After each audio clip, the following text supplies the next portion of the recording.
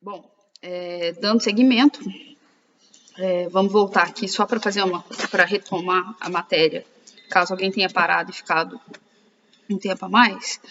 A gente parou na fase administrativa. O administrador judicial ele elabora uma relação de credores. Essa relação de credores ela gera o quadro geral de credores se não houver questionamento nos termos do artigo 14. Ocorre que, se houver questionamento, a gente entra na fase contenciosa.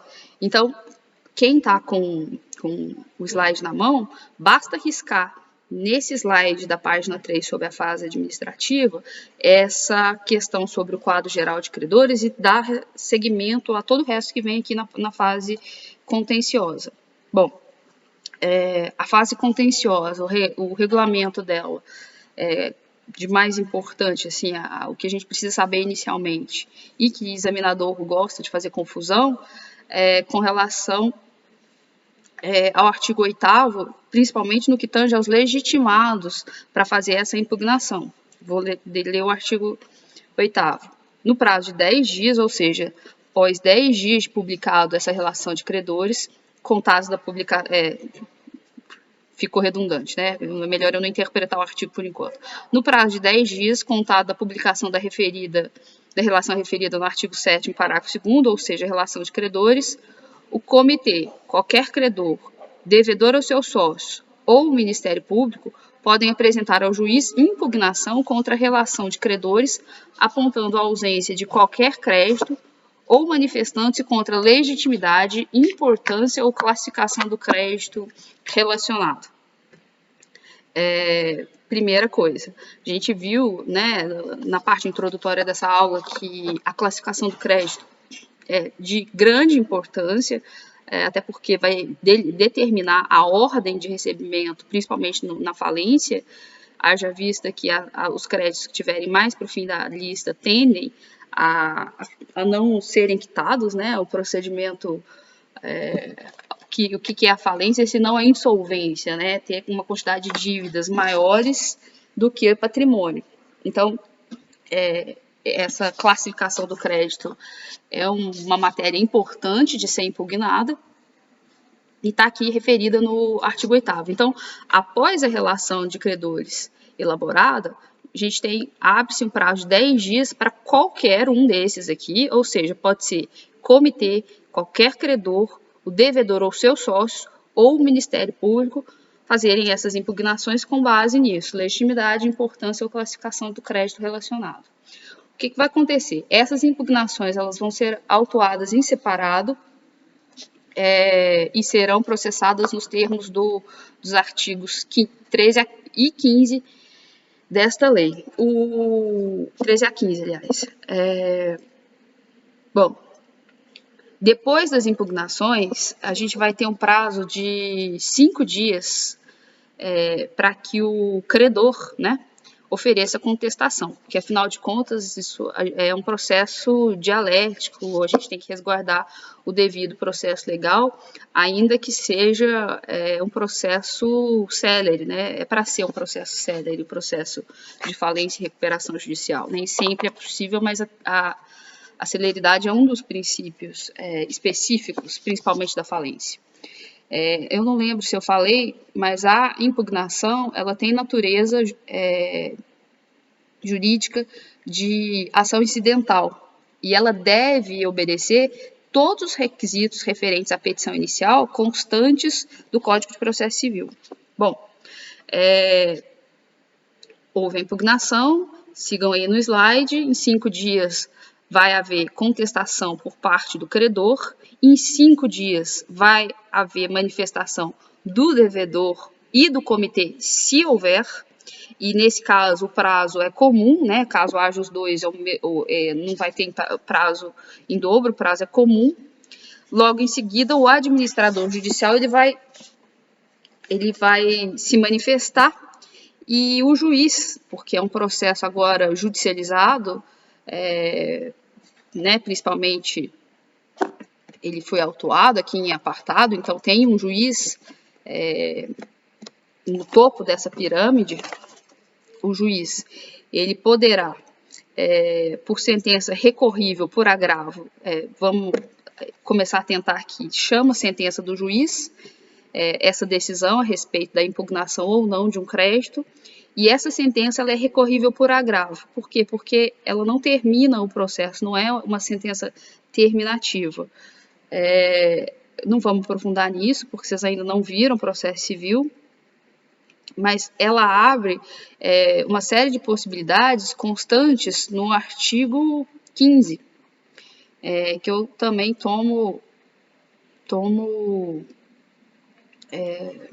peço tempo de vocês para ler. Transcorridos os prazos previstos nos artigos 11 e 12 dessa lei, os autos de impugnação serão concluídos ao juiz que ele tem 6 coisas que ele pode fazer. 1. Determinará a inclusão no quadro geral de credores das habilitações de créditos não impugnadas no valor constante da relação referida no parágrafo 2º do artigo 7º. O que é isso? Esse artigo ele fala dos documentos colhidos na forma do caput, né, do artigo 7º, mas é com base em livros contábeis, documentos fiscais, e documentos que lhe forem apresentados. Às vezes, efetivamente, houve um erro aqui de fácil resolução e isso é facilmente resolvido pelo juiz. Nesse caso, ele vai determinar, portanto, a inclusão desse crédito no quadro geral de credores, das habilitações de créditos não impugnadas no valor constante da relação do parágrafo 2º, artigo 7º desta lei.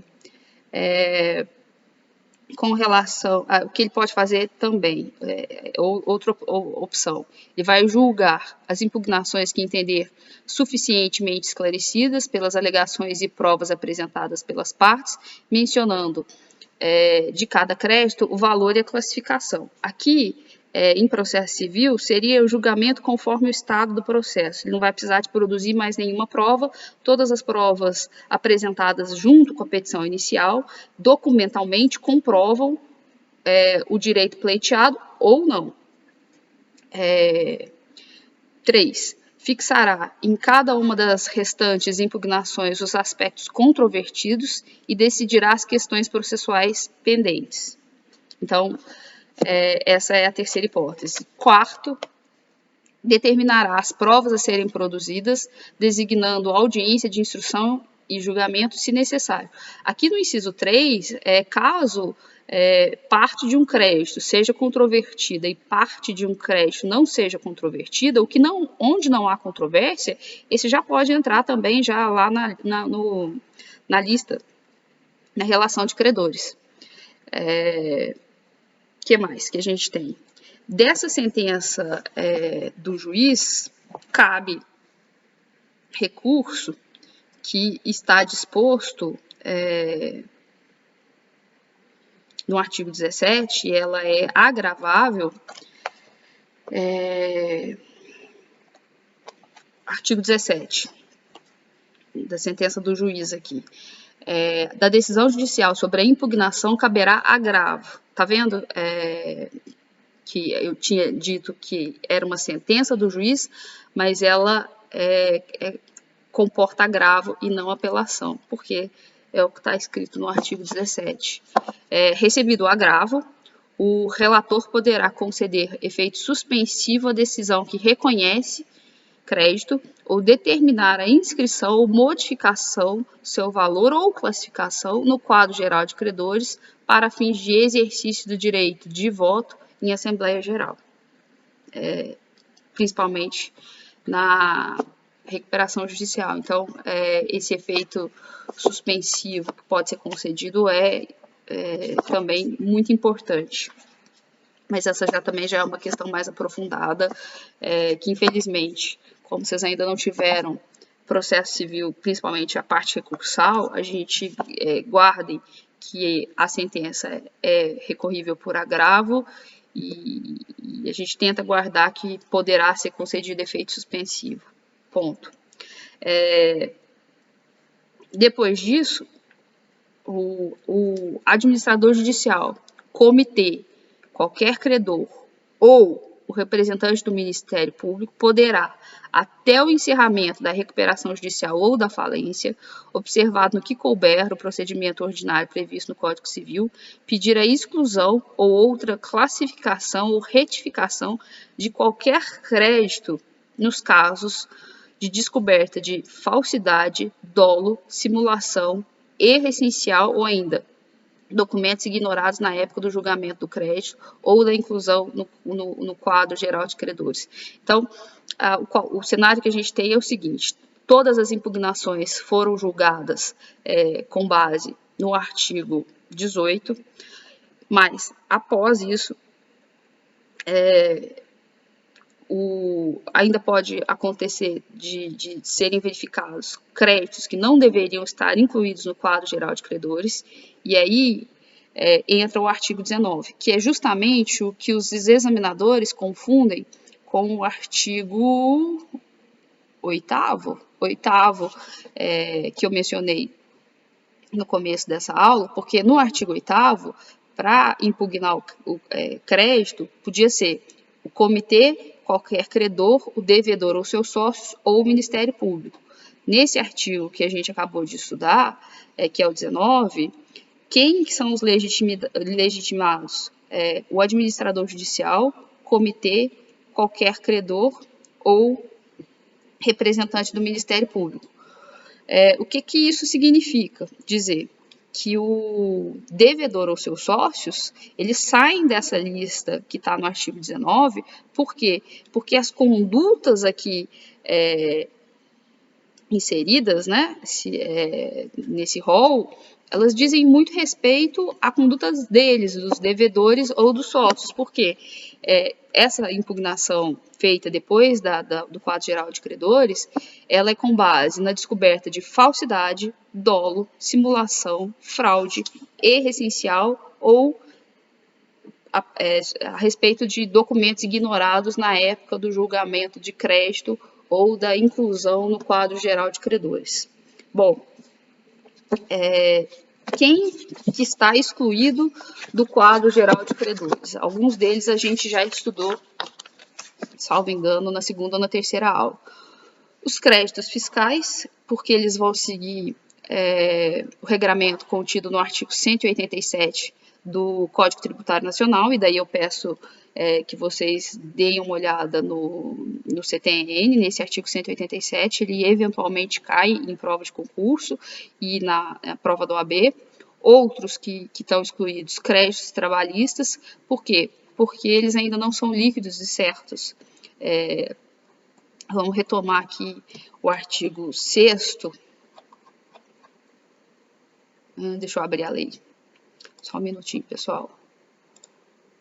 O artigo 6º da Lei 11.101 diz que, independentemente de verificação periódica perante os cartórios de distribuição, as ações que venham a ser propostas contra o devedor deverão ser comunicadas ao juízo da falência ou da recuperação judicial, pelo juiz competente, quando do recebimento da petição inicial, pelo devedor imediatamente após a citação. Então, esse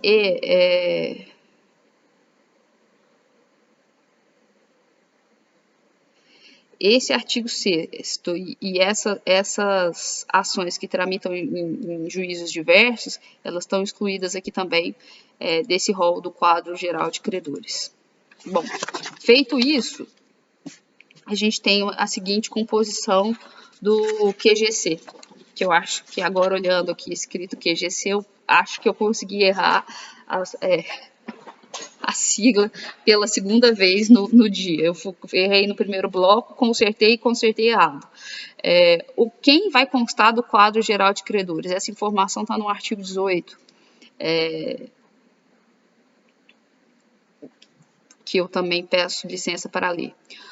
O administrador judicial será responsável pela consolidação do quadro geral de credores a ser homologado pelo juiz com base na relação de credores a que se refere o artigo 7º, parágrafo 2º desta lei, nas decisões proferidas nas impugnações oferecidas.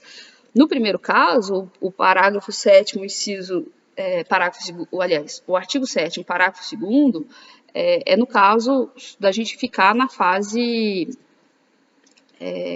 administrativa.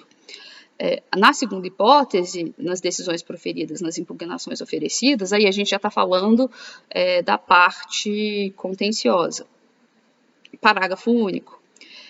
O quadro geral, assinado pelo juiz e pelo administrador judicial, mencionará importância e a classificação de cada crédito na data do requerimento da recuperação judicial ou na decretação da falência, será juntado aos autos e publicado no órgão oficial no prazo de 5 dias contado da data da sentença que houver julgado as impugnações. Bom, então, composição do quadro geral de credores, também tem no slide aí de vocês, a gente vai ter créditos não impugnados, créditos já habilitados na recuperação judicial, habilitações retardatárias e impugnações, créditos fiscais e créditos reconhecidamente judiciais. Esses aqui, que são essas exceções que estão aqui no inciso anterior, créditos fiscais, créditos trabalhistas e créditos decorrentes de outras ações que tramitam em juízos diversos, eles não precisam de habilitação, eles já estão sendo discutidos judicialmente. Então, eles entram automaticamente no quadro geral de credores. O que nos dá, então, só para repetir, um quadro geral formado com as seguintes hipóteses: créditos não impugnados, né, na fase administrativa, créditos já habilitados em recuperação judicial, habilitações retardatárias e impugnações, os créditos fiscais que entram automaticamente e créditos reconhecidos judicialmente. E aí aqui vem tanto os trabalhistas quanto o que trata o parágrafo 6º, o artigo 6º, parágrafo 1º e 2º. Bom, o que mais que a gente tem de importante para terminar a aula? A gente tem ainda uma ação de retificação do quadro geral de credores. Vamos achar onde está no nosso outro slide. Esse aqui foi o que eu acabei de falar. No outro slide, a gente tem a ação de retificação, que ela é regulada pelo artigo 10º, artigo 10, parágrafo 6º e o artigo 19. O que fala o artigo 10? Não observado o prazo estipulado no parágrafo 7º, aliás, no artigo 7º, parágrafo 1º desta lei, as habilitações de créditos serão recebidas como retardatárias. Esse prazo aqui do artigo 7º, parágrafo 1º, na verdade é um prazo de 15 dias. Eu já fui lá em cima, olhei a remissão de que se fazia, então a gente pode ler que não observado o prazo de 15 dias estabelecido para impugnação, esse prazo aqui da lista geral de credores, tá? O primeiro da fase administrativa. Na recuperação... Peraí, vamos voltar para ficar mais claro, porque eu sei que vocês não entendem meu raciocínio, então eu não tiro a razão de vocês. A gente tem créditos retardatários. Quais são esses créditos retardatários? Aqueles que não se habilitam no prazo de 15 dias na lista geral de credores que está na fase administrativa. Então, retomando aqui o artigo de lei, não observado o prazo estipulado no artigo 7º, parágrafo 1º desta lei, as habilitações de crédito serão recebidas como retardatárias. Na recuperação judicial,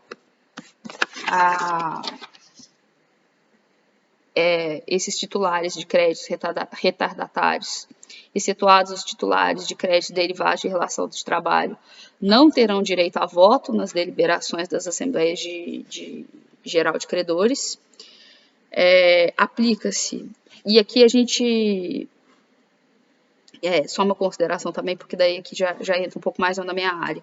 Por que está excetuado os créditos derivados das relações de trabalho? Porque os empregados, eles, primeiro, o crédito deles tem natureza alimentar. Segundo, o empregado, ele goza de hipossuficiência, ele é considerado vulnerável em relação ao empregador. Então, por conta disso, para ele existe essa exceção de poder incluí-los na Assembleia Geral de Credores, ainda que a habilitação seja retardatária. Mas o que importa aqui para a retificação do quadro geral de credores é o que diz respeito ao parágrafo 6º desse artigo. Após a homologação do quadro geral de credores, aqueles que não habilitarem o seu crédito poderão, observados no que couber, o procedimento ordinário previsto no Código de Processo Civil, requerer ao juízo de falência ou da recuperação judicial a retificação do quadro geral para a inclusão de seu crédito. Então, vamos aqui traçar questões rápidas, porque efetivamente essa parte não tem uma incidência tão grande. Vocês precisam entender que é possível a retificação do quadro geral de credores. No primeiro bloco eu disse que, em regra geral, ele era definitivo caso acabasse na fase administrativa sem questionamento, mas podia, agora, a gente ver que pode acontecer essa hipótese de ter a necessidade de uma ação de retificação. Bom, momento dessa ação de retificação. Depois de homologado o quadro geral de credores, quais são os legitimados?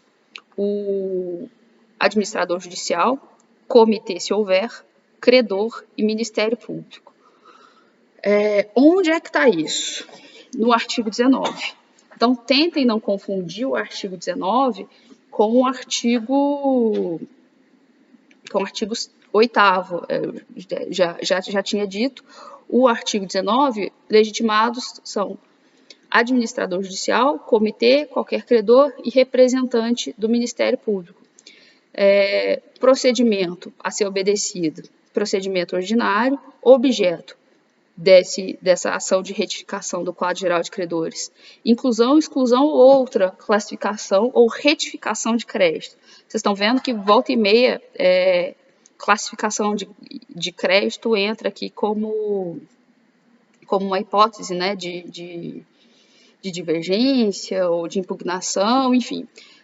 Porque realmente uma das questões mais importantes com relação ao seu crédito, além da liquidez e certeza que você tem que comprovar, aliás, a liquidez você não precisa, mas além de ser da exigibilidade que você tem que comprovar em juízo, em qual classe ele vai pertencer, é uma informação muito importante, porque vai definir, eventualmente até, se você vai receber ou não. Se ele ficar numa classe muito lá no final da fila, provavelmente não vai ter dinheiro para que a gente equacione essa conta e pague esse credor. Bom, fundamentos da ação de retificação do QGC. Falsidade, dolo, simulação, fraude, erro essencial ou documentos ignorados. De repente aqui o menos grave seja esse documentos ignorados, porque no resto são condutas muito sérias, principalmente falsidade, dolo, simulação ou fraude. Qual que é a competência? Já falamos, a competência para os processos de falência e recuperação de empresa vai pela regra do juízo universal. Então, é o juízo onde tramita a recuperação judicial ou a falência, com exceção daqueles créditos autônomos que são julgados em outras ações judiciais, mas eles já estão sendo discutidos em juízos, que são o artigo 6º, parágrafo 1º e 2º, que a gente já leu. E, por último, ela visa o pagamento do crédito para o pagamento do crédito impugnado, aliás, é preciso que o credor preste caução no mesmo valor do crédito. Daí, a gente entra numa seguinte questão. Eu estou tendo meu crédito impugnado, e para eu conseguir levantá-lo, a lei, mais precisamente o parágrafo 2º do artigo 19, exige que eu preste caução para levantá-lo. Não faz muito sentido eu ter que dar dinheiro para receber dinheiro, vocês podem pensar. Mas pode ser que a gente faça essa conta dessa caução e troque garantia por liquidez. Por exemplo, eu pego o meu crédito em dinheiro e dou como garantia um bem imóvel. E aí, na verdade, o que eu tenho é liquidez. A depender do credor, faz muita diferença, depender do credor, dependendo do momento, dependendo da economia, ter liquidez é muito importante. Então, se o credor está tendo esse crédito dele impugnado, ele pode preferir receber o dinheiro e dar como garantia, no mesmo montante, algum outro imóvel, um bem, qualquer coisa que se preste, né, suficientemente a garantir a dívida para que ele tenha liquidez. Com isso, a gente acabou a fase de verificação e habilitação de crédito. Não é muito difícil, mas eu gostaria de pedir a especial atenção de vocês para lerem os artigos 7º ao 20.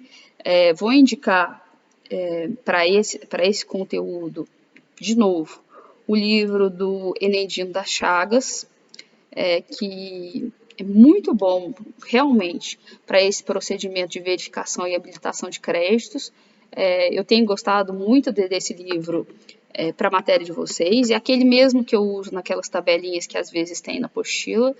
Então, eu peço, por favor, agora que a gente tem mais tempo, porque a gente está em isolamento social, que vocês leiam do artigo 7º ao 20.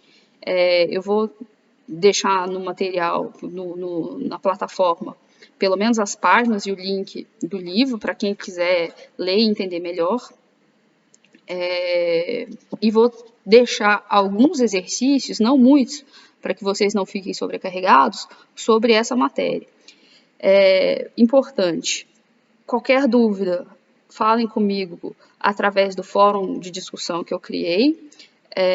Se por acaso vocês assistirem, deixarem para assistir esse vídeo depois da aula de hoje, não tem problema, postem a dúvida no fórum.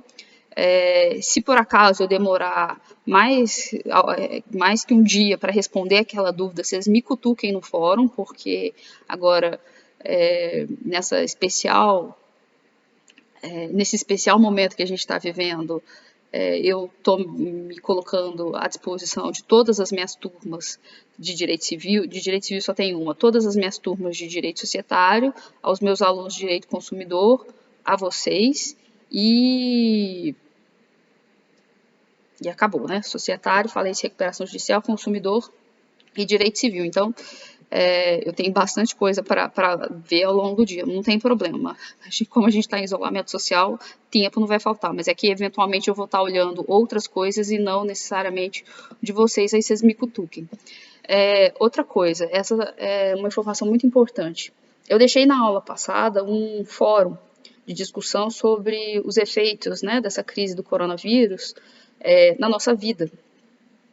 E eu vi já algumas considerações, agora eu não vou lembrar o nome do aluno, salvo engano, foi o terceiro que postou no dia de hoje, foi um menino, um rapaz, né, menino fica parecendo que ele tem 6 anos, foi um rapaz, um colega de vocês, que fez uma colocação muito boa.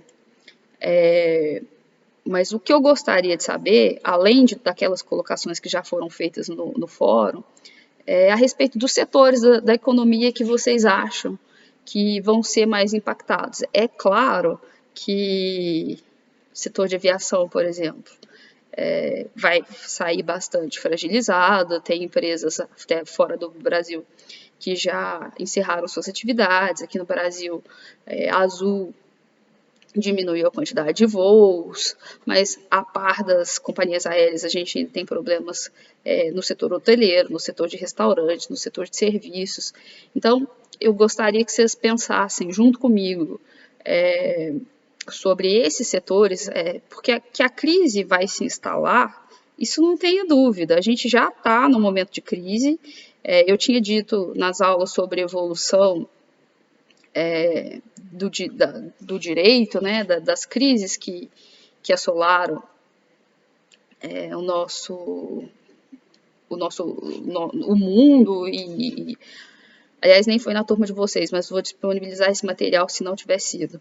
Eu falei de algumas crises, falei da crise do Lehman Brothers, a crise do Lehman Brothers fez com que fosse criada a Ireli aqui no Brasil, foi uma das reações. Depois disso, a gente entrou num processo de estagnação econômica de 2013 para frente, a gente mudou, alterou a lista dos microempresários individuais, aumentou o rol, né, das atividades que poderiam ser enquadradas ali. A gente depois criou no ano passado, a gente teve a MP da Liberdade Econômica, que foi convertida em lei agora, e tudo isso foi forma de incentivar o empreendedorismo, para que as pessoas não ficassem com dinheiro guardado no banco e investissem em negócios para gerar renda, para gerar emprego, para fazer a roda da economia girar.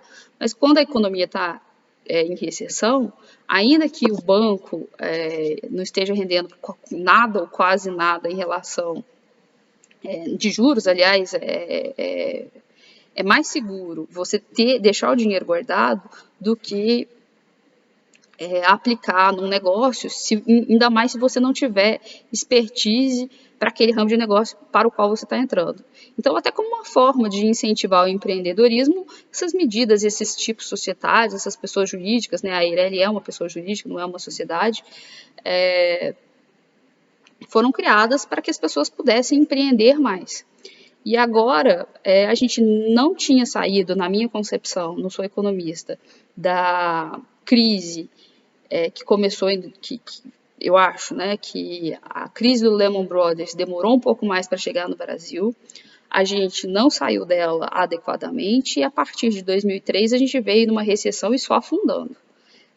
Talvez em alguns casos, até por questões políticas, a gente passou por um processo de impeachment, depois a gente teve o governo Temer, que ficou um tempo menor, então essas mudanças no poder e na gestão do poder também acabam interferindo positivo ou negativamente na economia. Então a gente nem tinha saído dessa recessão e agora veio o Covid-19, que nos obriga, muito bem, ali que diga-se de passagem, a guardar o isolamento social.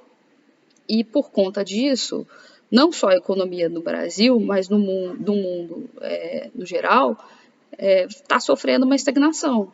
O preço do barril de petróleo caiu mais de 50%, empresas aéreas estão com dificuldade, setor hoteleiro, setor de alimentação, setor de serviços. Então, todos esses impactos dessa crise eles vão ser sentidos por vocês quando vocês se formarem. Vocês estão no 5º período. Daqui 2 anos e meio, então, portanto, vocês estão saindo da faculdade. A partir do final desse ano, assim que a gente puder sair de casa com mais tranquilidade, as pessoas começarem a gerir seus negócios novamente, todos os dias, a gente vai ver a quantidade de processos de falência e de recuperação de empresa que vão ser ajuizados, ou recuperação extrajudicial, né?